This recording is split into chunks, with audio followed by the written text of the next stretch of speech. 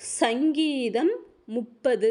கர்த்தாவே, என் சத்துருக்கள் என்னை மேற்கொண்டு மகிழ ஒட்டாமல் நீர் என்னை கைதூக்கி எடுத்தபடியினால் நான் உம்மை போற்றுவேன்.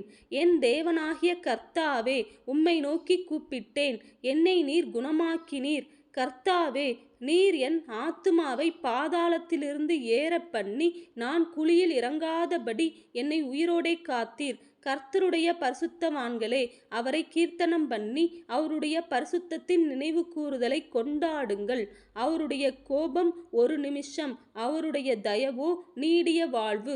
சாயங்காலத்தில் அழுகை தங்கும், விடியற்காலத்திலே களிப்புண்டாகும்.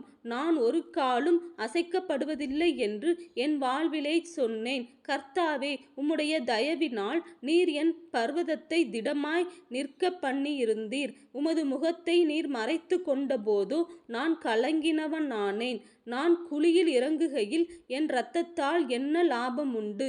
புழுதி உம்மை துதித்து உமது சத்தியத்தை அறிவிக்குமோ?